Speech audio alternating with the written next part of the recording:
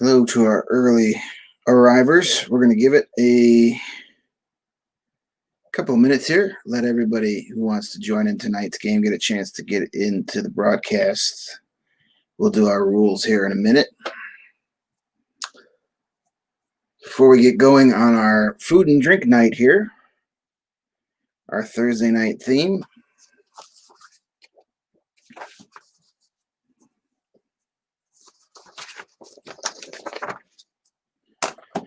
All right. We'll start off as we always do. I'm going to go over the rules real quick just in case we have some new players in the room tonight.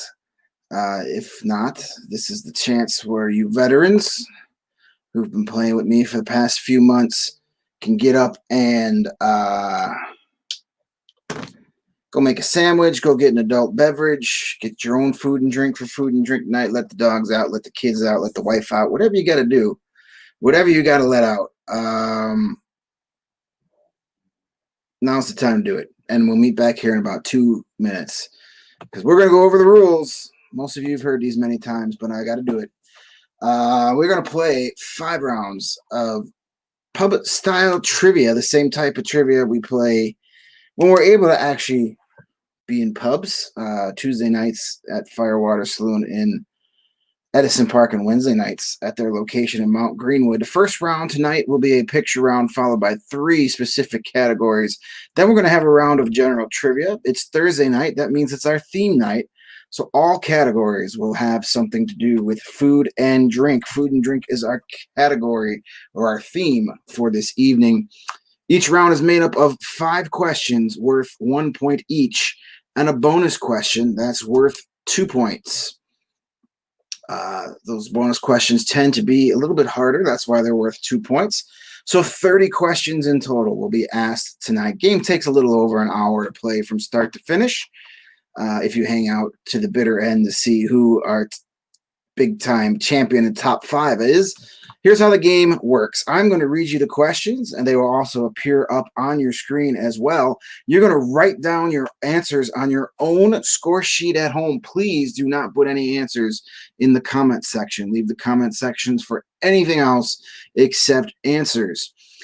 You can go ahead and print out the Play at Home Trivia Nights score sheet that I put the link to in the comment section, or it's pinned to the top of the Facebook page, the Trivia Nights with Greg Facebook page. Go ahead and print that out and use that for your score sheet.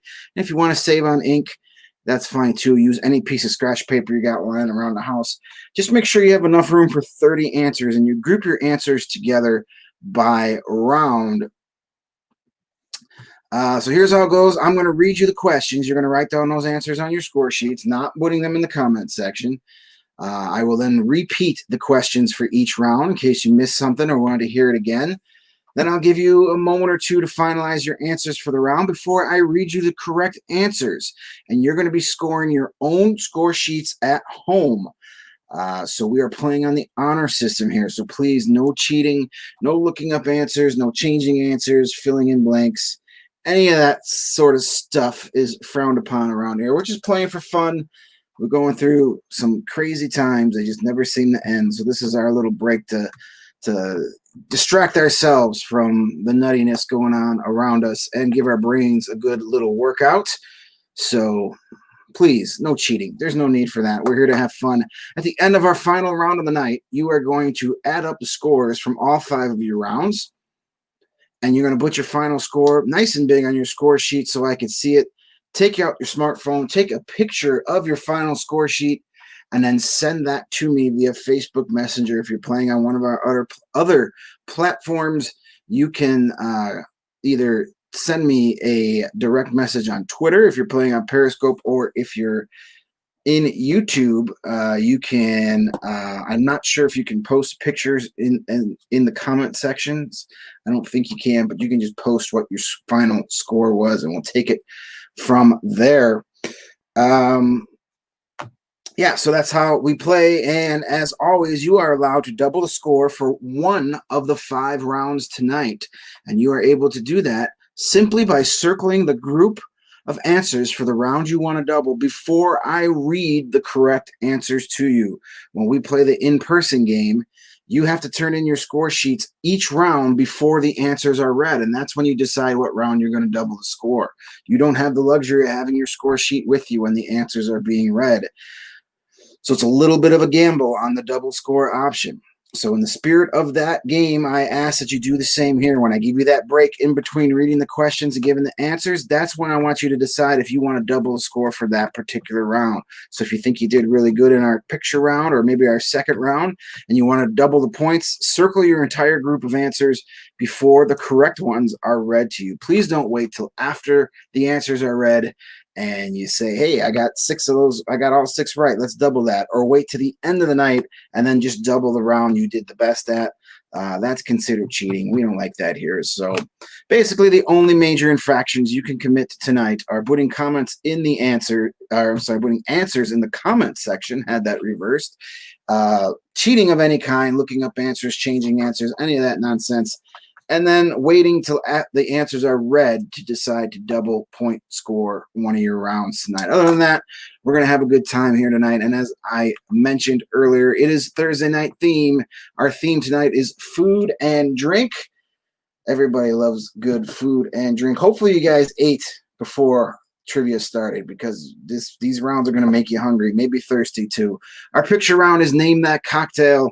Pretty simple. I'm going to show you pictures of some different kind of mixed concoctions. You have to tell me the name of the drink that is in each picture. Round 2 is cooking terms. How good are you in the kitchen? How many Food Network shows have you watched to get these terms down? Beer and wine is round number 3, as that's pretty self-explanatory. Be some questions on beer and wine. Round number 4, desserts. Everybody's got a sweet tooth. We'll have a whole round on different desserts, and then we'll end our night with general food trivia. It will just be some random food-related questions to end our night. Just so you know, those 3 middle rounds will all have some multiple choice and true-false or either-or questions to kind of help you out. The general trivia round does not. It is just straight up. So think about that when you're when you're deciding what round to double your score on. There are no multiple choice or either or answers in the general round, the final round of the night. We use that round to kind of separate the scores a little bit. So you either know those answers or you're going to have to get a lucky guess. There's no multiple choice for that final round. And as you see on the bottom, there is the PayPal and Venmo information. If you're feeling generous and you'd like to send a tip, please do. Tips are not required in order to play tonight, but they sure are appreciated. Sitting here, can't host trivia in front of large crowds in indoor places. There are no AHL hockey games for me to cover. There are no junior league AAA program showcases for me to go scout right now. So no hockey, no trivia means no money. So if you can help out along the way, that would be fantastic. Otherwise, just have some fun tonight. Another way, if you don't want to tip, you can head to that hockeywriters.com author page that's scrolling on the bottom to start clicking away on those answers. The more clicks I get at the end of every month, the more money they send me.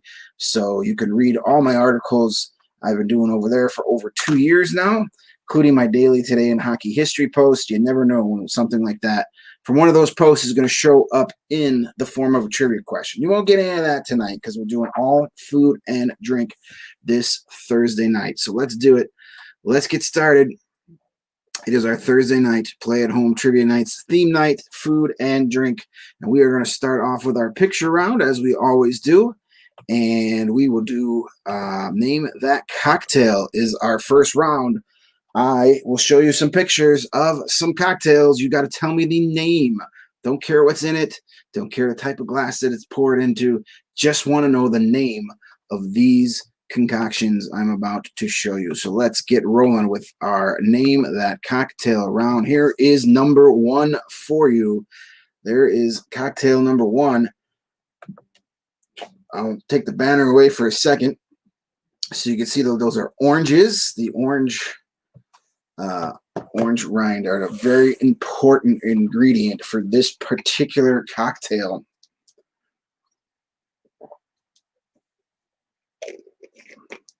Name that cocktail. Number 1. What is the name of this one? Looks like we have a nice group in the room tonight. That number is up as high as it's been all week. Can't tell who's here, just know the raw number, so that's good. People are staying home and playing trivia. That's a safe way to do things these next few weeks. That's cocktail number one. Let's take a peek at cocktail number two, shall we? Here we go. All right, there we are. Ooh, that is one, if you like the sour drinks. This one is for you. The use of the grapefruit. What is the name of this drink right here? You may think it is something named after a particular animal, but look at the rim of the glass. That will tell you that it's not what you're thinking, and plus the main ingredient is different from what is in that drink. So there's your little clue for our second cocktail.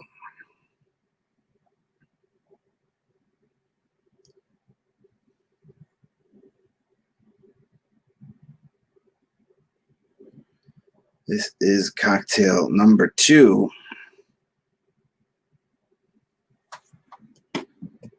Here comes number three for you. There it is right there. Cocktail number three. Which one is this?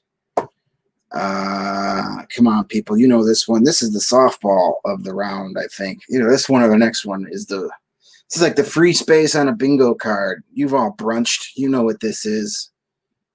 I shouldn't have to keep this one on the screen very long.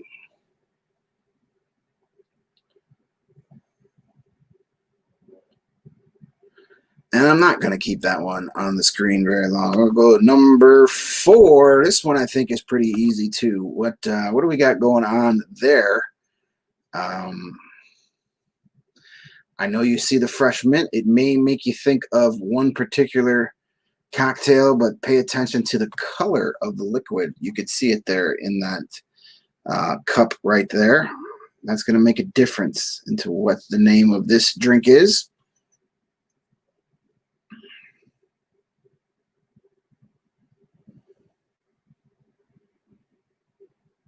That is cocktail number four. That one is closely associated with a world-famous sporting event. Number five. Let's put cocktail number five on the board for you. Here we go. This is like dessert in a glass right here. What do we got going on here? What is the name of this one?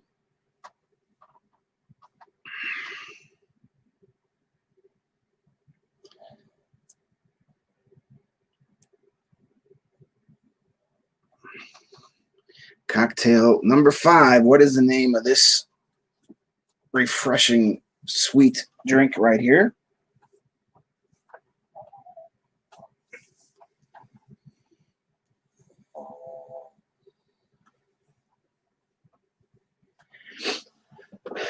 And like we do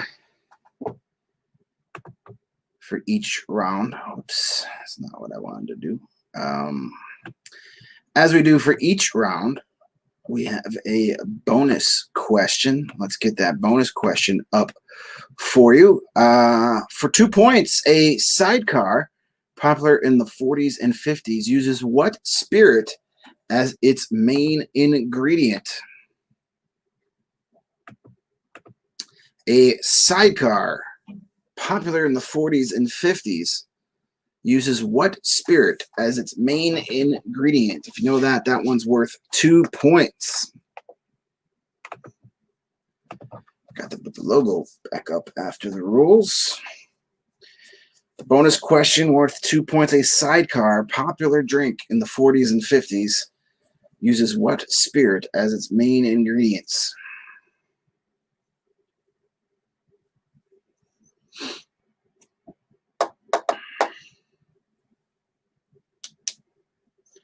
All right, let's repeat these for you real quick. Let's go through the picture clues again, in case you need to see one a second time. If you joined us maybe a minute or two late, or Still don't know the answers. We'll go through these one last time for you real quick. Let's do our picture clues for you. I'm going to run through them fast. There's cocktail number 1.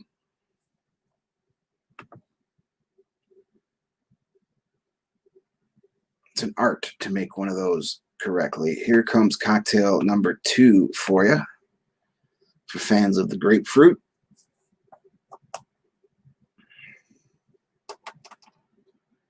And number 3 for our brunchers.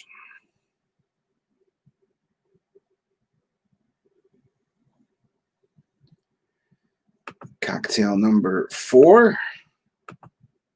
There it is.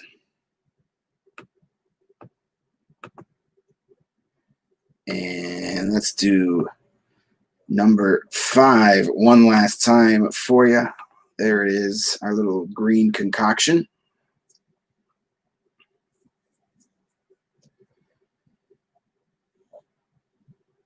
And our bonus question one last time for you.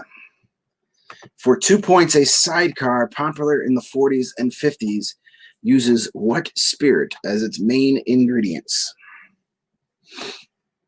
What is the main booze poured into a sidecar?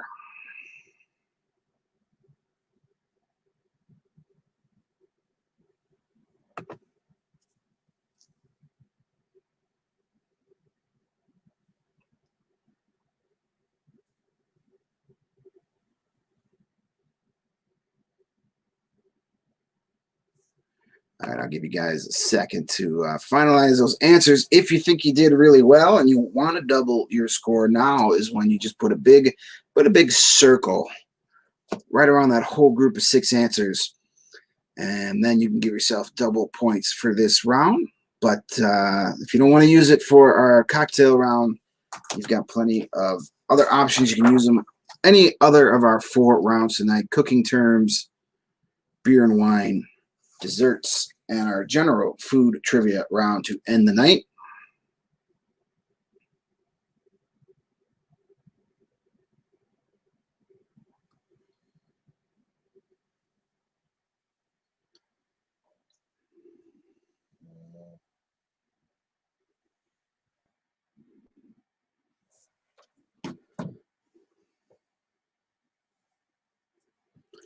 All right, let's go through our answers, shall we?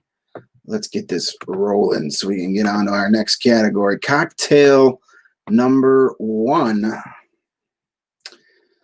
What do we got here? We got ourselves an old-fashioned. That is an old-fashioned for you right there.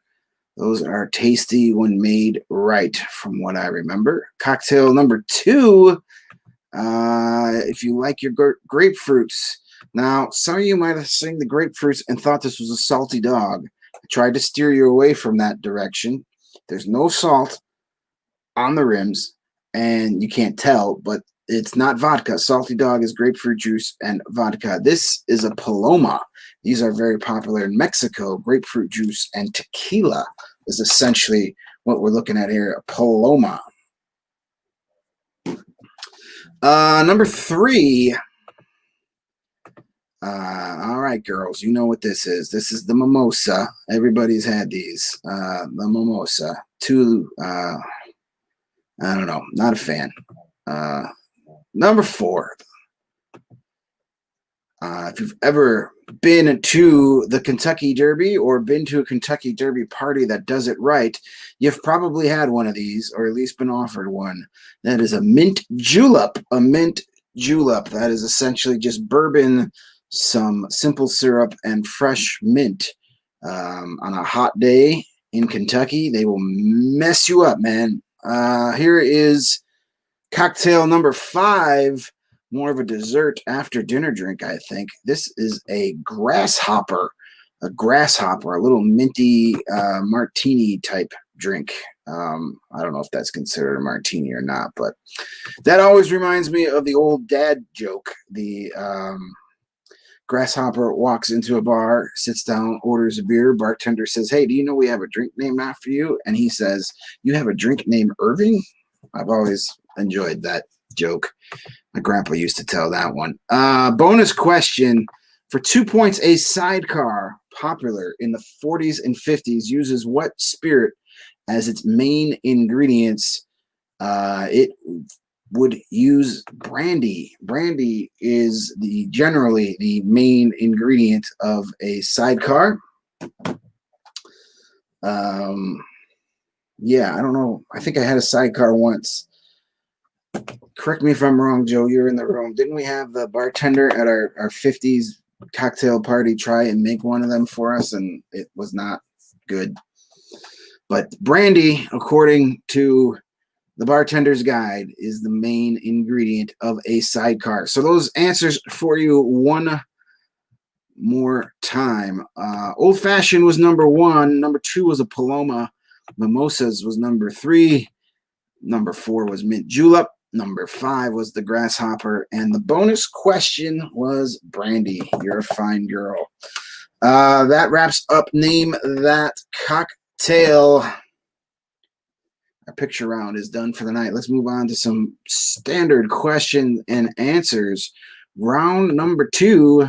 We've done this a couple times before, I think, but I made sure that we didn't get any repeated questions here. Cooking terms is our round number 2. Let's see how many good amateur chefs we have in the room. Do you know the actual terms? Yeah, I do remember the sidecar. I don't remember much of that night because this was what, like 3-4 years ago. We had a 50s cocktail party and hired a bartender to make actual like drinks from the 50s, and she did a really good job. But some of those drinks from the 50s were just awful. It was, ugh. They messed you up though. And a lot of us lost some brain cells that night from the fuzzy memories I have. So anyway, cooking terms. Enough of my old drinking days. Let's talk about cooking. Cooking terms. Here we go. Question number 1. What is the term for a food that is generally served in a white sauce with mushrooms, green peppers, and pimentos? What is the term for a food that is generally served in a white sauce or cream sauce with mushrooms, green peppers, and pimentos? I like saying pimentos. I always point out fun words, and that's a fun word.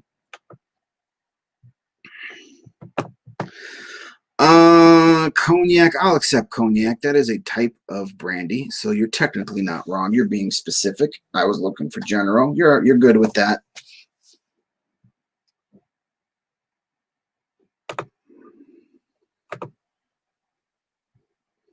Yes, cognac is fine for the bonus. Cognac and brandy. We're talking green apples, red apples. You're fine.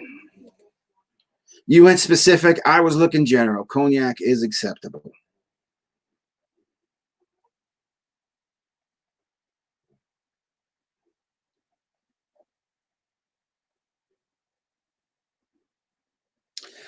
Question number 2 for cooking terms.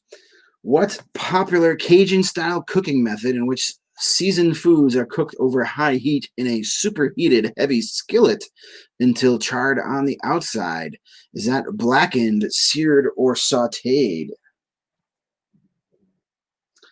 What is the popular Cajun-style cooking method in which seasoned foods, usually a meat, are cooked over high heat in a superheated heavy skillet until charred on the outside? Is that blackened, seared, or sautéed? I think I saw a superheated heavy skillet open for Green Day back in 1996, if I remember correctly.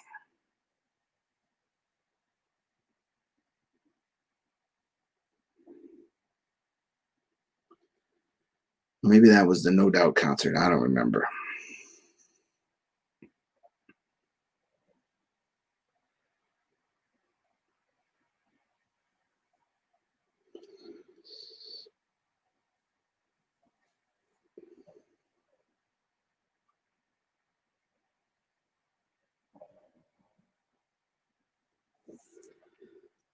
All right, number 3, chuck is the name for the inexpensive cut of beef taken. Hold on, I got that. Let me start that one over. This is supposed to be a true false question. I forgot the most key part of this question. That's why I sounded so confused when I started reading it. True or false? Chuck is the name for the inexpensive cut of beef taken from the section between the neck and the shoulder blade.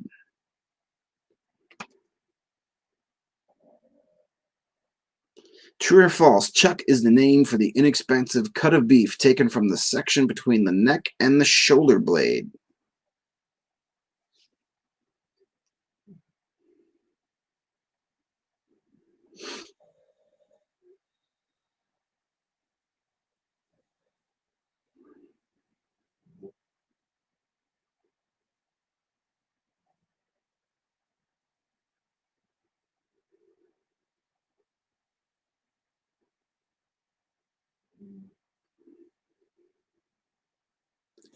Question number 4 for cooking terms.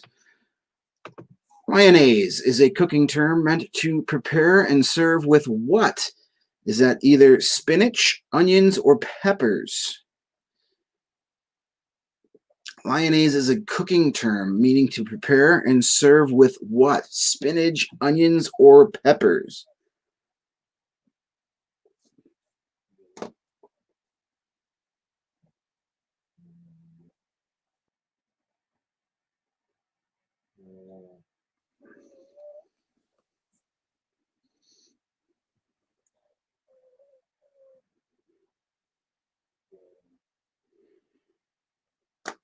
Number 5. What is the name of the thin, brightly colored outer part of the rind of citrus fruits that contains volatile oils used as a flavoring? What is the name of the thin, brightly colored outer part of the rind of citrus fruits that contains volatile oils used as flavoring?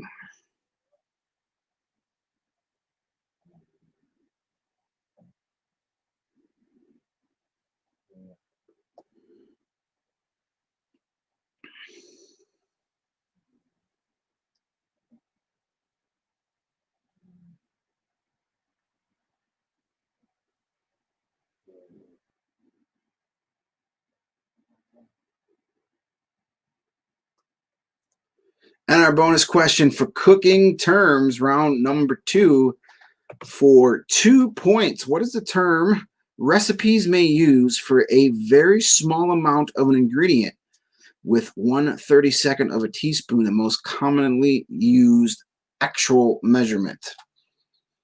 For 2 points, what is the term recipes may use for a very small amount of an ingredient?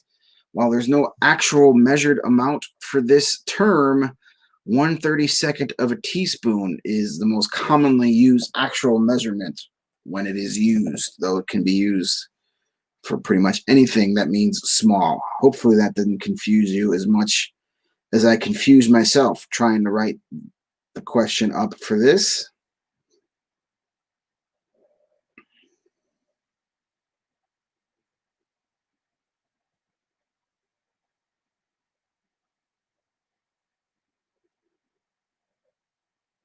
For 2 points, what is the term recipes may use for a very small amount of an ingredient with 1/32 of a teaspoon, the most commonly used actual measurement?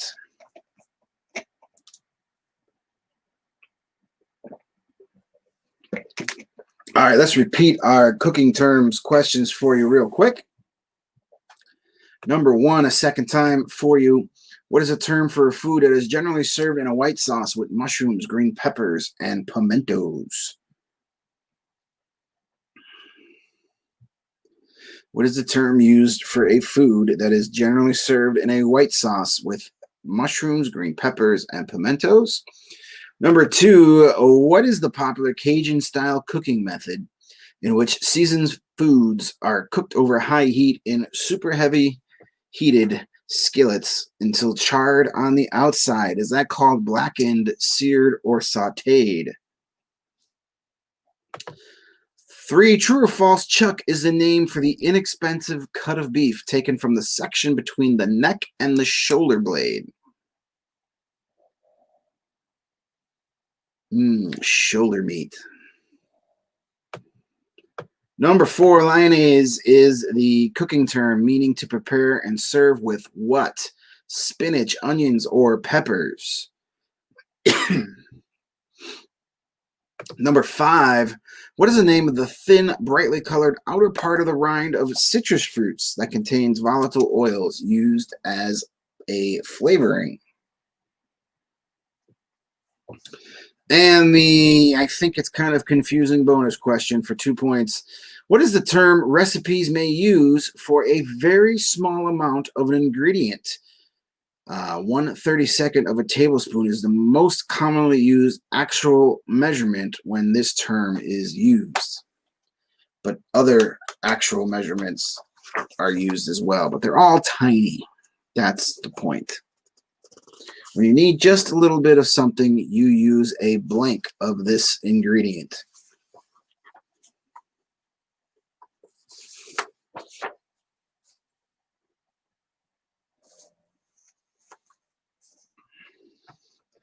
All right, I'll give you guys a few seconds here to finalize those answers.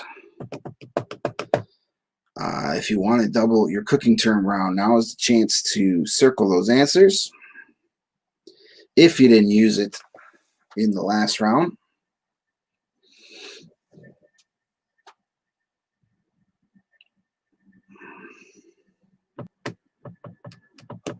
And as always, if you guys have ideas for some rounds you want to play, let me know. We'll be back here Sunday night. So if there's any categories you want to play Sunday night, feel free to let me know. I'll do my best to get them added to the game. These nights are for you guys. They're not for me. I don't care what I read. I'm just here to read and make bad jokes. So I can make a bad joke out of any category. So if there's stuff you guys want to play, feel free, put it in the comments. Send your ideas when you send in your score sheet at the end of the night. Message me on Facebook. I would eventually like to turn our Sunday night games into like an all request night where it's nothing but categories you guys have suggested. But in order for me to do that, I got to get some suggestions. So send me what you guys want to play. We'll make it happen. All right. Speaking of making it happen, let's make the answers happen for our cooking term round. Number 1, what term is for a food? What is the term for a food that is generally served in a white sauce with mushrooms, green peppers, and pimentos? Usually you see this term after the word chicken. A la king is what we're looking for. A la king is when you get a white sauce with mushrooms, peppers, and pimentos. Number 2, what is the popular Cajun-style cooking method where you season something and then char it on the outside? That is blackened. Blackened is delicious. We did a Leonard Kenny round a while ago, but we can definitely do one again. I can easily come up with more questions on Leonard Kenny. Number 3, true or false, chuck is the name for an inexpensive cut of beef from the section between the neck and shoulder blade. That would be true. That is true.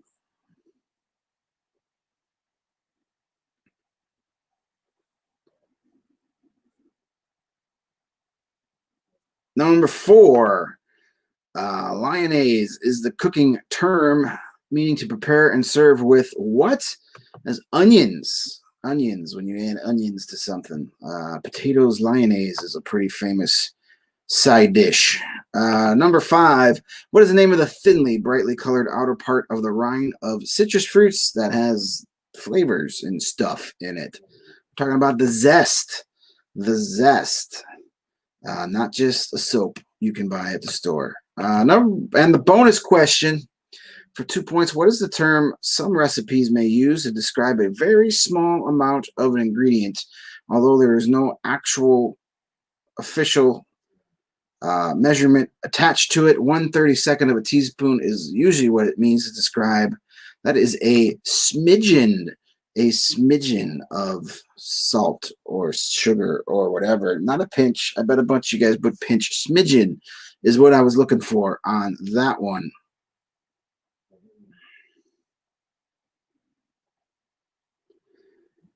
All right, let's do those answers again real quick before we move on to our last round. Number 1 was a la King. Blackened was number 2. Number 3 was True. Onions was 4. Zest was number 5. And Smidgen was our bonus question answer. Another fun word to say. Right, let's do round number 3. Beer and wine. Back to the drink portion of our food and drink category theme tonight. It's not a category, it's a theme.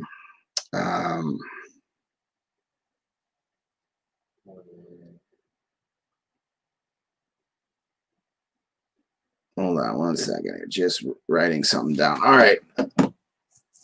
Beer and wine, round number 3 of 5 tonight. Here we go. Split this up evenly between beer and wine. Let's see how you guys do. Number 1, what beer's slogan was "Let your tastes travel"? What beer's slogan previously used was "Let your tastes travel"? They do not use this one anymore. They have a much more well-known and popular ad campaign for the last few years. But before that, it was "Let your tastes travel." What beer are we talking about here?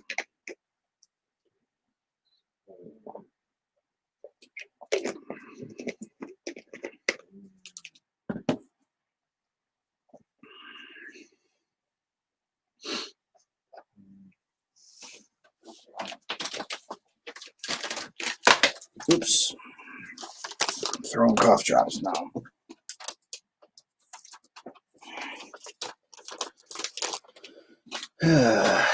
Number 2 in our beer and wine category. More wine is consumed per person in what international location than any other place in the world? Are we talking about Paris, Barcelona, or Vatican City?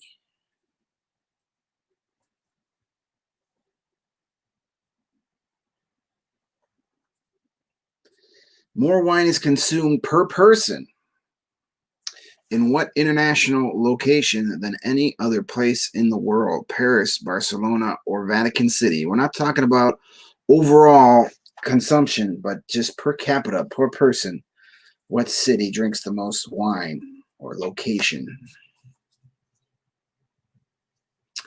Even though one of those says city, it's technically not a city.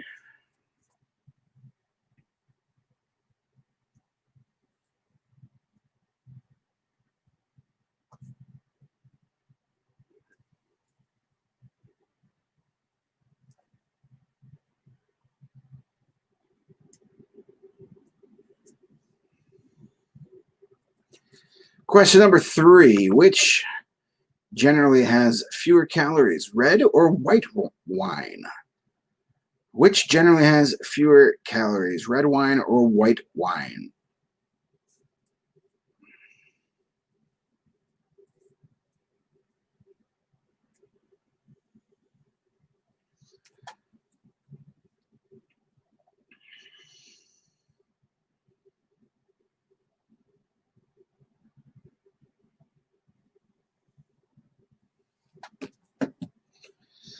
Question number 4. What celebrity owns the Ciccone Vineyard and Winery? Is that Cher, Madonna, or Lady Gaga? What celebrity owns the Ciccone Vineyard and Winery? Is that Cher, Madonna, or Lady Gaga?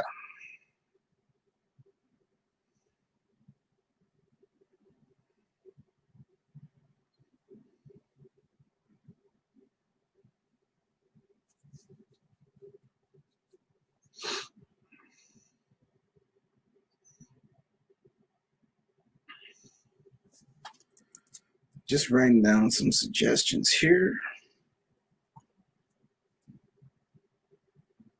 Number 5 for beer and wine. In what city and country is Guinness beer brewed?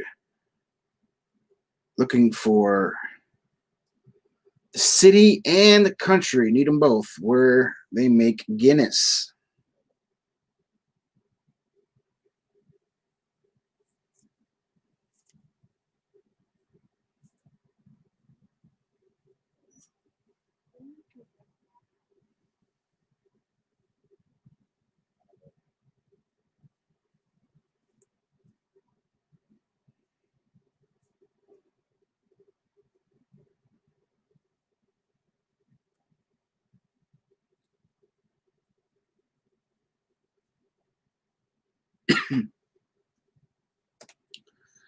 All right, and our bonus question for our beer and wine category tonight.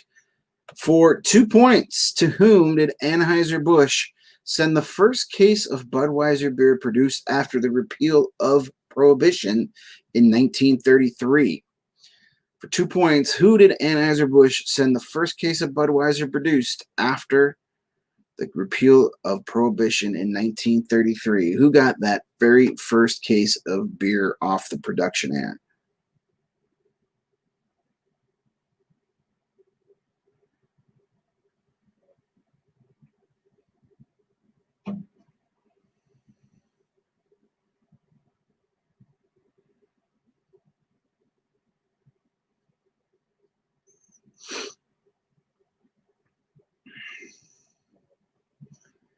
All right, let's read these questions again for you.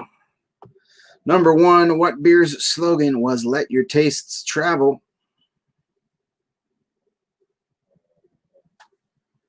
Let your tastes travel. What beer used to use that as their slogan? Number 2, more wine is consumed per person in what international location than in any other place in the world? Is that Paris, Barcelona, or Vatican City?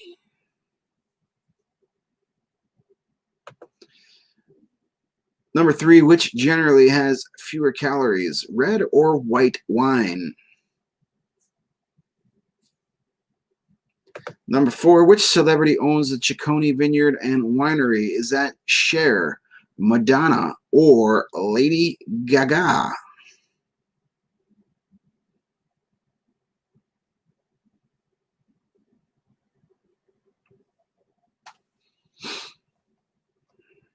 Number 5, again, for you, in what city and country is Guinness beer brewed? Need them both, city and country, where Guinness is made. And the bonus question one last time for you for 2 points. To whom did Anheuser-Busch send the first case of Budweiser beer produced after the repeal of Prohibition in 1932? Or 33, sorry about that. Wrong year.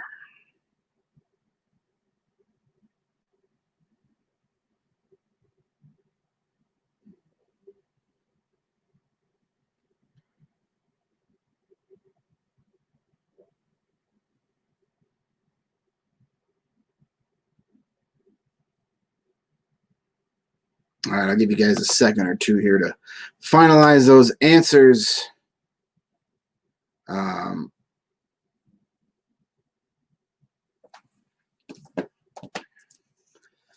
Before we go ahead and read the correct answers, take a second and double your score if you want. Only 2 rounds left after this, desserts and our general food trivia. All right, let's read our beer and wine answers for you. See how you guys did in round 3 tonight. What beer's slogan was "Let your tastes travel"? It would be Dos Equis before they became the most interesting beer in the world. They wanted your tastes to travel. That was Dos Equis. Number 2, more wine is consumed per person in what international location than any other place in the world? Is that Paris, Barcelona, or Vatican City? It is actually Vatican City.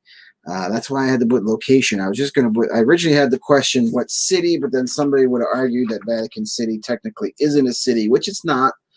But it's actually Vatican City. You got to remember all those huge masses they have there. What is part of every Catholic mass? They drink some wine. So pretty much everybody who goes to Vatican City at some point or another drinks wine. That's why that's the answer right there. Number 3, which generally has fewer calories, red or white wine? That would be white wine. Yes, that's what the website told me, so that's what I'm going with. Number 4, which celebrity owns Ciccone Vineyard and Winery? Which one of these 3 lovely Italian ladies owns that? Well, it would be the one whose actual real last name is Ciccone. We're talking about Madonna. Madonna has her own winery.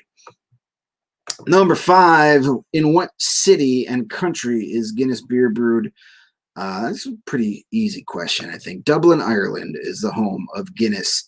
And the bonus question for 2 points. To whom did Anheuser-Busch send the first case of Budweiser beer produced after the repeal of Prohibition in 1933? Well, he would send it to the guy that was most responsible for that repeal of Prohibition. Franklin D. Roosevelt got that first case of Budweiser beer in 1933. FDR, the president, he repealed Prohibition, get some free booze. Smart plan, smart plan. All right, once again, those answers. Number 1 was Dos Equis. Vatican City was our answer for number 2. Number 3 was white wine. Madonna was our answer for number 4. Number 5 was Dublin, Ireland. And the bonus question was FDR, Franklin Delano Roosevelt. That wraps up round 3, beer and wine. Excuse me. Always get a freaking bug in the throat right around this time of the night. We're going to go on to round number 4. We're going to hit the dessert tables. It's our dessert round. Everybody likes a good sweet every once in a while. So let's do some dessert questions for you, if you don't mind.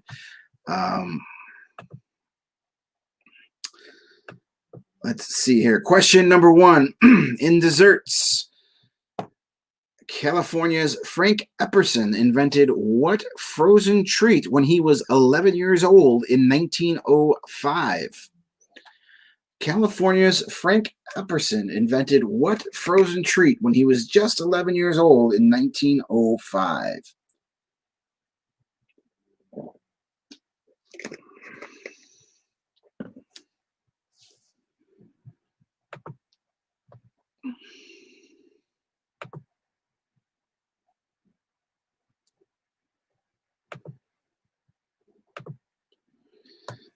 What did Frank Epperson, young man of just 11,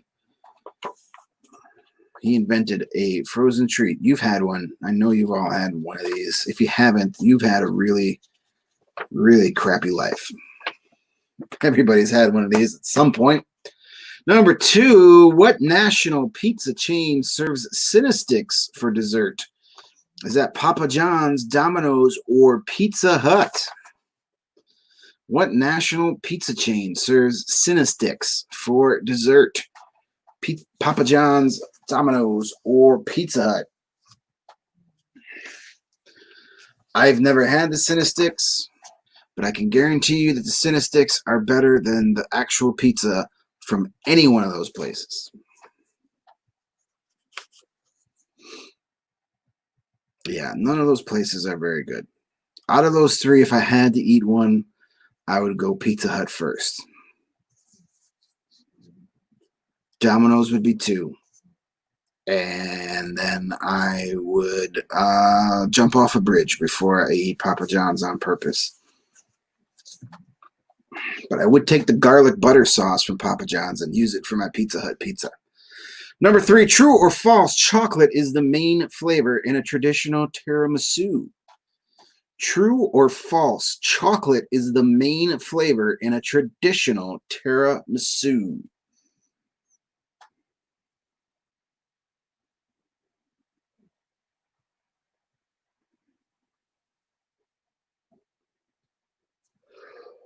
Oh, excuse me. It's getting close to my bedtime.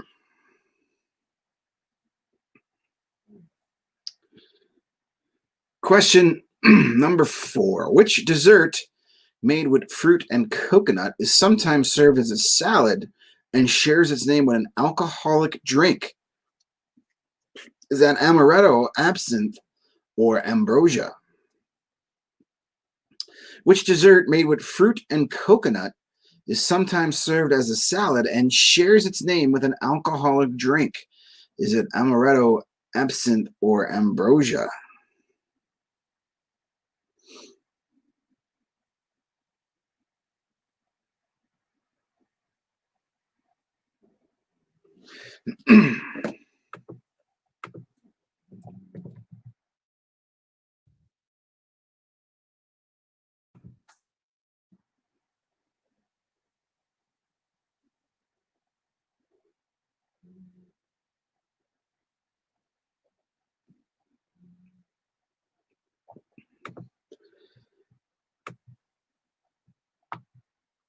Number 5, in 1897, the first 4 flavors of Jello were developed and released. They were strawberry, lemon, orange, and what?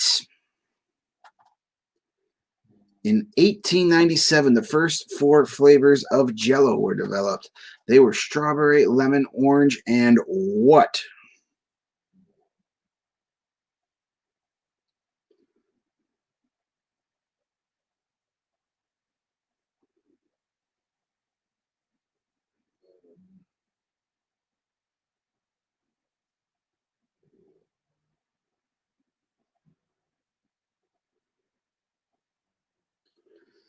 Strawberry, lemon, orange, and what other flavor were the original varieties of Jello? Way back in 1897. Wow, that's pretty good.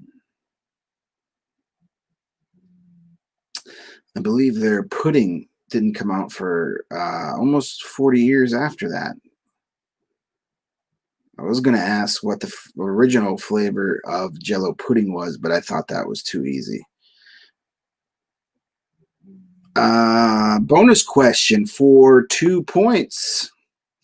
What type of cake was allegedly served during the first Olympic Games in 776 BC?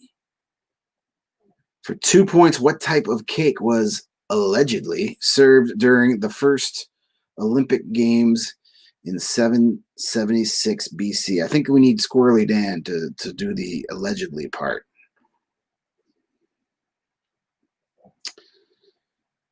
It was a sick ostrich.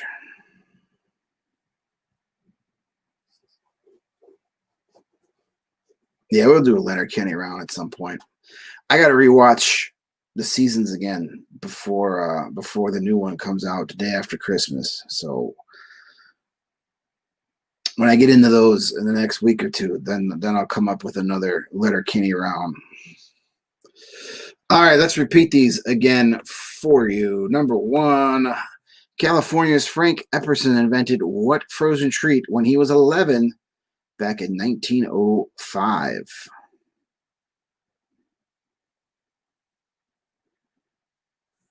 Number 2, what national pizza chain serves Cinnasticks for dessert?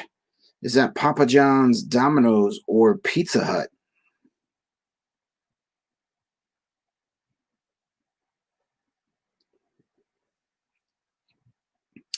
Question 3, true or false, chocolate is the main flavor of a traditional tiramisu?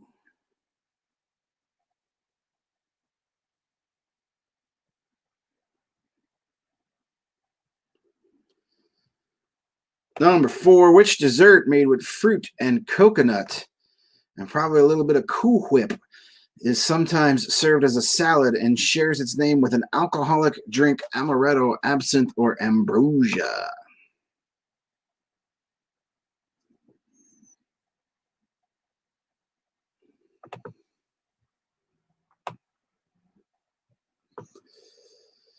Number 5, in 1897, the first 4 flavors of Jello were developed and unleashed on the world. Those flavors were strawberry, lemon, orange, and what other flavor?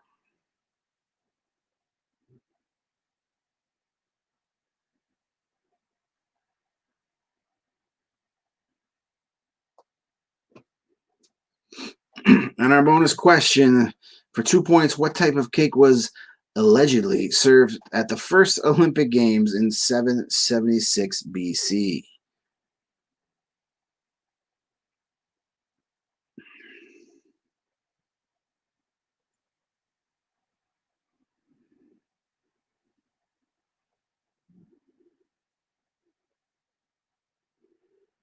All right, I'll give you a moment to finalize those answers.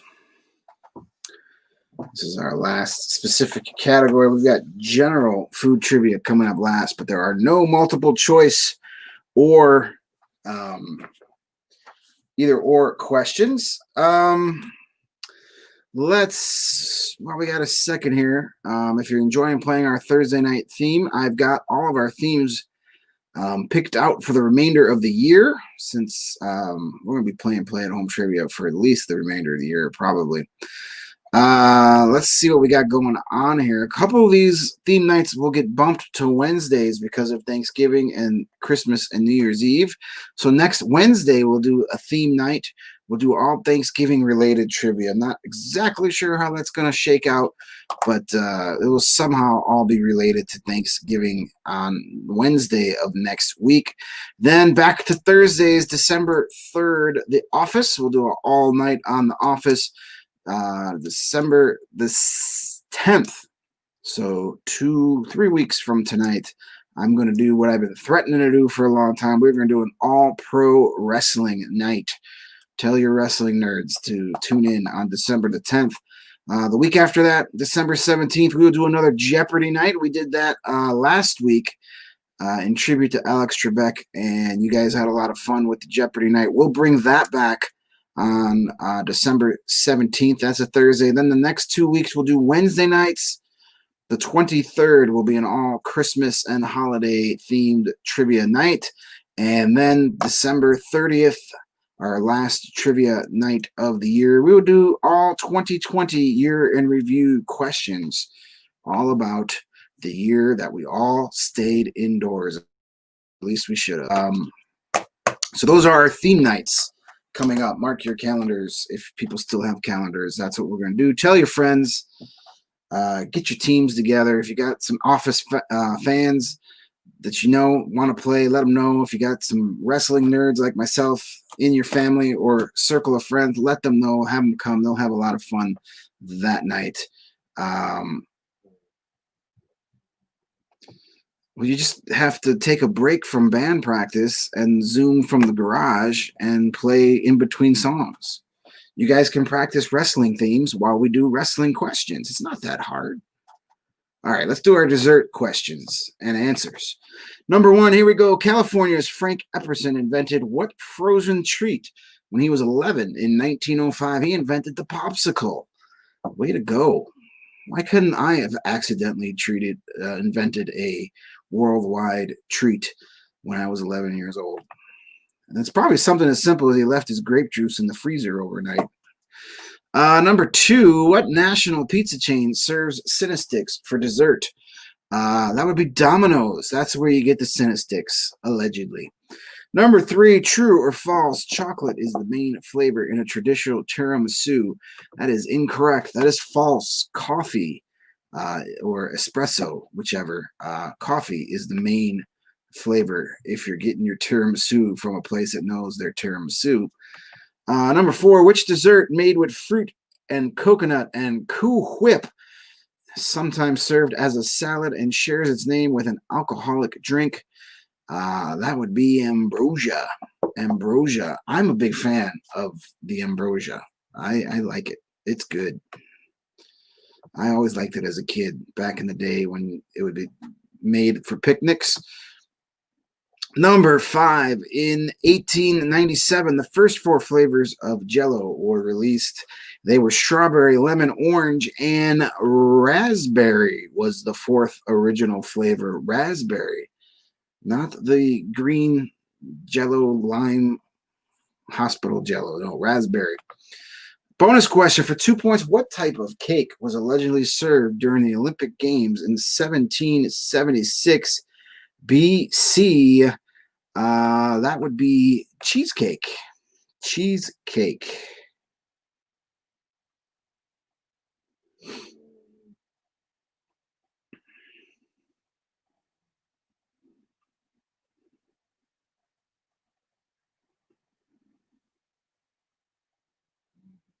All right. Those answers again for you was popsicle was number 1. Domino's is number 2. Number 3 was false. Ambrosia is number 4. Number 5 is raspberry. And cheesecake was our bonus question answer.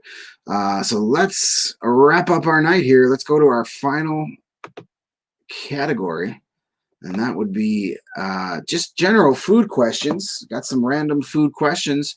Hopefully you guys are going to come up with the very specific answers I'm looking for here. This is our final round of the night. So when I am done giving you the answers for this round, you are going to take a few seconds, add up all your scores from all 5 of your rounds, come up with your total, then take a picture of your final score sheet and send it to me via Facebook Messenger. Looks like that's where our crowd is tonight.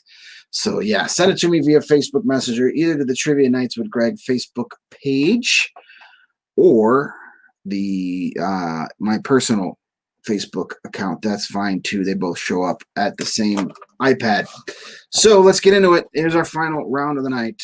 General food trivia. Question number 1. In 1976, the first 8 flavors of what candy was released, including Very Cherry, Apple, and Cream Soda? In 1976, the first 8 flavors of what candy were released, including Very Cherry, Apple, and Cream Soda? That's question number 1.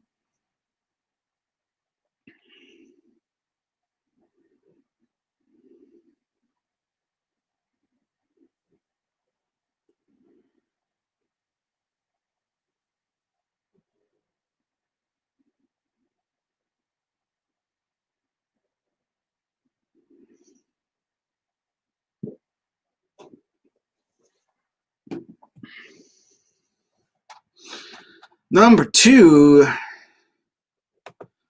What is the staple food of 1/3 of the world's population?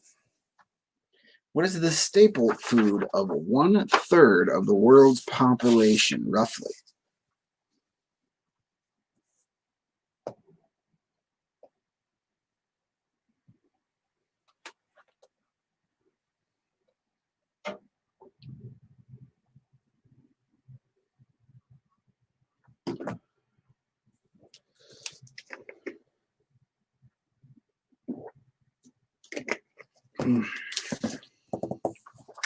It's good Gatorade. Gotta stay hydrated.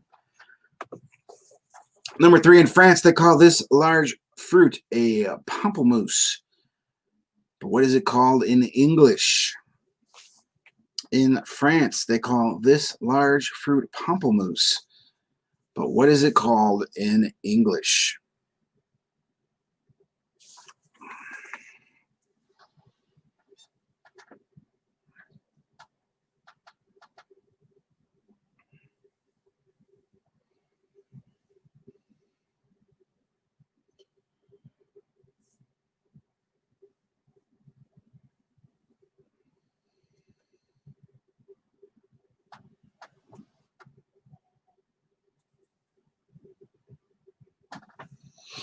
Number 4, in 1993, Crayola introduced a crayon color based on what popular food with kids? In 1993, Crayola introduced a crayon color based on what food popular with kids? Is actually named after this food. It's not exactly going to prevent kids from eating crayons when you name it after this particular food stuff, dish, item, yumminess. 1993, Crayola introduced a crayon color based on what food popular with kids?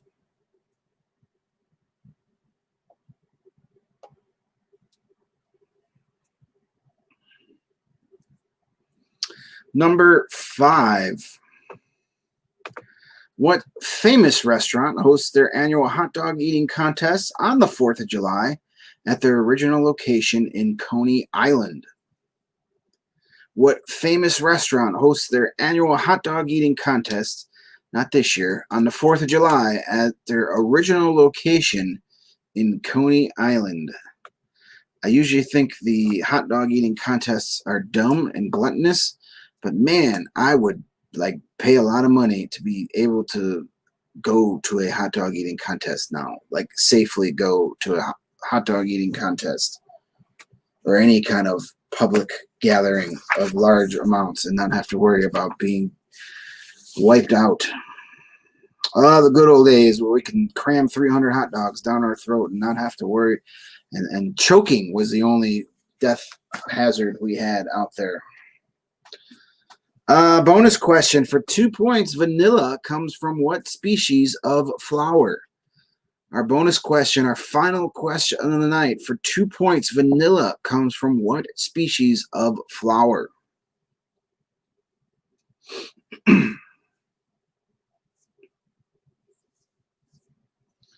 Let's repeat these questions for you again real quick. In 1976, the first 8 flavors of what candy were released, including berry, cherry, apple, and cream soda? That's question number 1. Question number 2, what is the staple food of 1/3 of the world's population? What is the staple food of 1/3 of the world's population?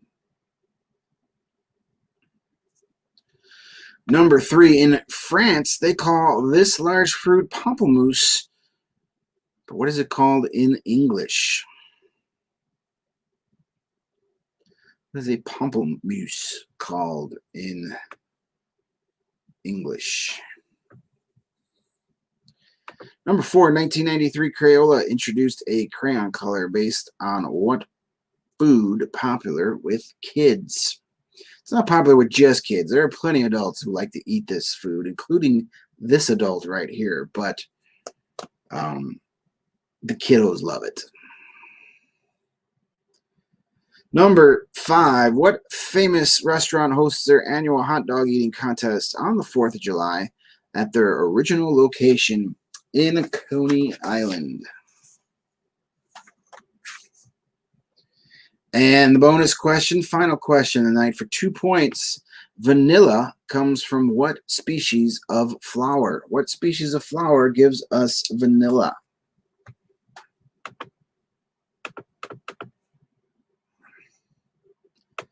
All right, I'll give you guys a second there to finalize those answers.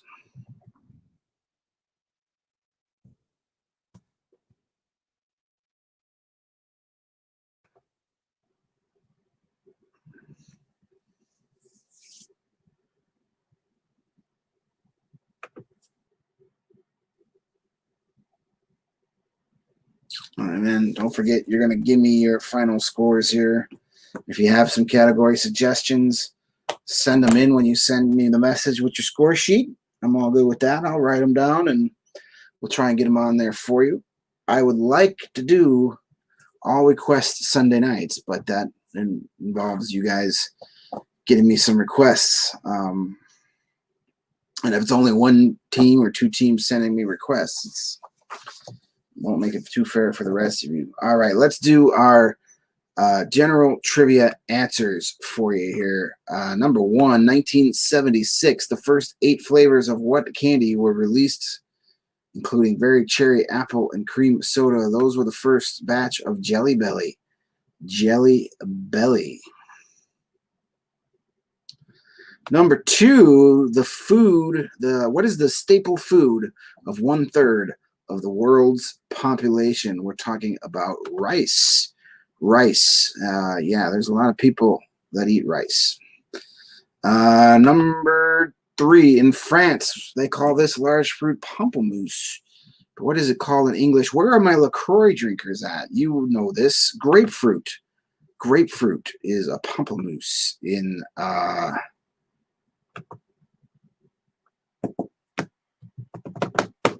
English. Sorry, spaced out there for a second. Number 4, but if you get a grapefruit LaCroix, it will say pamplemousse on the side of your can. Number 4, in 1993, Crayola introduced a crayon color based on what food popular with kids? That would be macaroni and cheese. There was a mac and cheese colored crayon. But see, the kids, they like that crappy mac and cheese, the instant garbage that comes out of a box, which is still serves its purpose and good, but gotta get yourself some real mac and cheese. And it ain't real good mac and cheese isn't orange. Number 5, what famous restaurant hosts their annual hot dog eating contest on the 4th of July at their original location in Coney Island. We're talking about Nathan's. Nathan's famous hot dogs. They let the little Japanese guy eat like 600 hot dogs in 2 minutes every year. And the bonus question, last question tonight for 2 points. Vanilla comes from what species of flowers? The species I'm looking for is orchids. Orchids are responsible for vanilla. That's why they're one of my favorite flowers. I do enjoy a good orchid. They are nice. They're hard to keep alive though, but they're nice looking flowers. All right, those answers one last time were Jelly Belly for number 1. Number 2 was rice. Grapefruit was number 3. Number 4 was macaroni and cheese. Nathan's was number 5, and that bonus question answer was orchids. So those are the questions and answers. I have done my portion of the evening. Now this is where I need help from you. I need you to start sending me your final scores. Add up your 5 rounds. Put your final score nice and big on your score sheet. Circle it so I could see it. And then start sending those away to me on Facebook Messenger, either the Trivia Nights with Greg page or my personal account if we are Facebook friends. And we will figure out who our big winner is this evening. Let's see what we got going on here. James Bond. That's a category suggestion, right? All right, I'll mark that down. James Bond. We can definitely do that. A lot of different directions we could take that round. Pomelo. I'm not sure what you mean by that, Carson.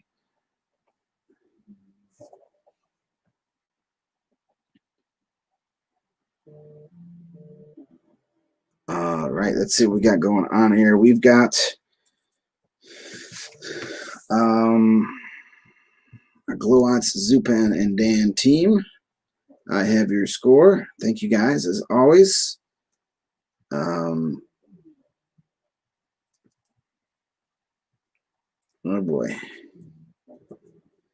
I've got our score from Team STBJ with a Sleepy D.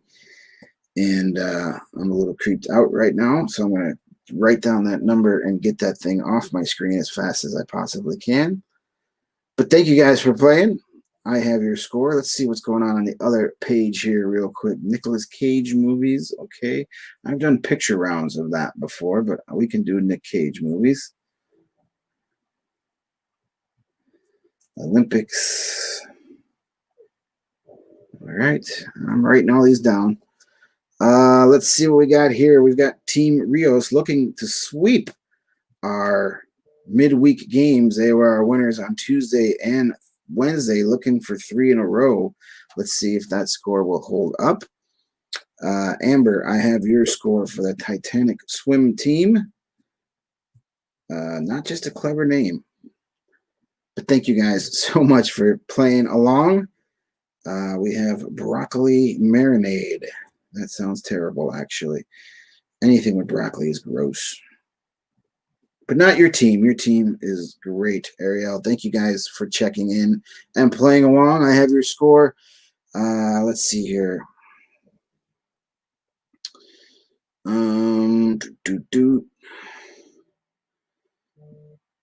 Okay, Joe Ellen. I have your score. Just Joe. All right. Nicely done. That's a pretty impressive score for flying solo tonight. Let's bounce back to our other account here. What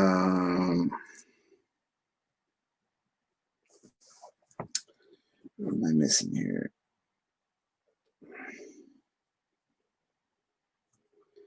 All right, we got Roe and Carson. Is there some division amongst the hoes? We've got 2 separate teams going on here.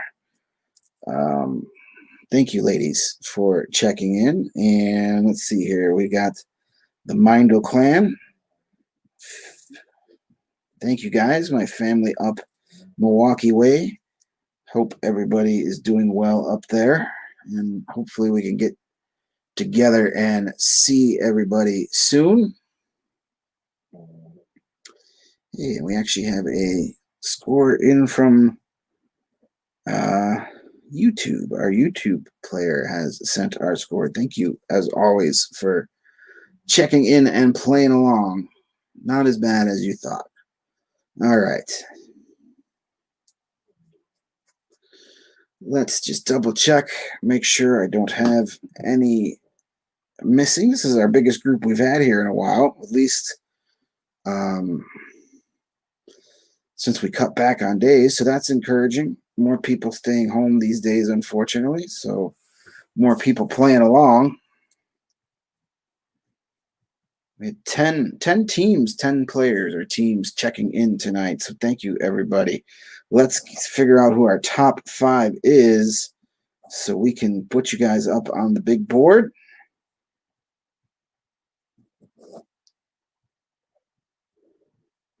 All right, that works here. Food and drink. Tough round for some of you guys. Not a lot of foodies in the house tonight. That's all right. You killed an hour of time. That's the important part. Gave your brains a little bit of a workout. Let's do our top 5 here. Let's get everybody on the board before we roll through these. Give me one moment.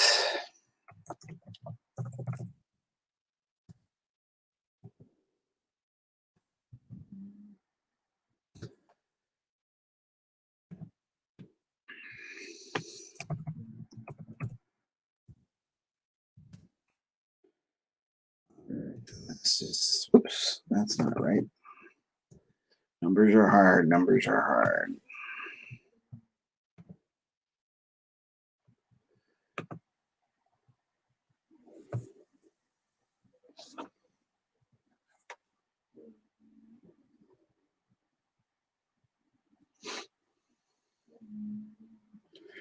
All right, just making sure I didn't forget anybody. Let's see here. 3rd place. That's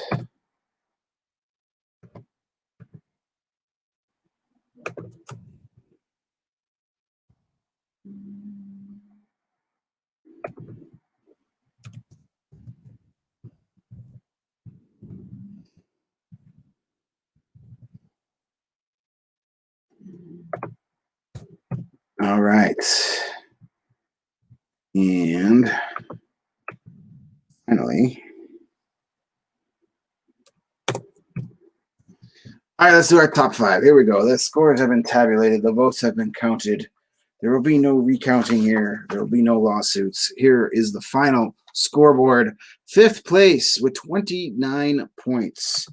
Rowe and Carson. Nicely done, ladies. Thank you as always. I appreciate it. Thank you for all the category suggestions.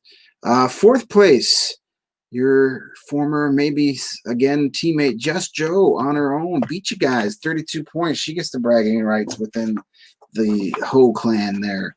And relax. There was a super team here during our lockdown days, Rose Hose, and these are all members of that team competing on their own. Thank you, all of you guys, regardless if you're playing together on your own, for playing along. We have a tie for 2nd place with 37 points. We have ST, BJ, and Sleepy D. You guys tied with our Glowats, Zupan, and Dan super team. 37 points is a tie for 2nd place between all you guys. Thank you, as always, for playing along. And again, man, we got a winning streak going here. They sweep the midweek games. Team Rios, 39 points. Joey and Anna, Team Dry Erase Board. The Dry Erase Board must bring you some luck. You guys are 3-time consecutive winners. You won Tuesday. You won last night. You won again tonight. That's what they call a winning streak in the show. 3 straight. Congratulations. And always thank you so much. You guys are 2 of my most loyal competitors, and it is appreciated. So that's going to wrap up our midweek games. We will be back here Sunday night. Take a couple nights off. We'll be back for another Play at Home Trivia Night Sunday at 7 o'clock Central Time, either at Facebook Live, Periscope, or YouTube. Whichever venue you'd like to watch and play along from is A-okay with me. So until we get back together on Sunday, please take good care of yourselves. Take good care of each other. be kind, be nice, be patient, be safe. And yeah, let's be back here 7 o'clock Sunday night. Send me some requests. Maybe we'll do an all requests Sunday night. Keep your eyes posted to my Twitter account and the Trivia Facebook page. I'll get the categories for Sunday posted some point Sunday morning, and we'll meet back here at 7. Be good, everybody. See you then.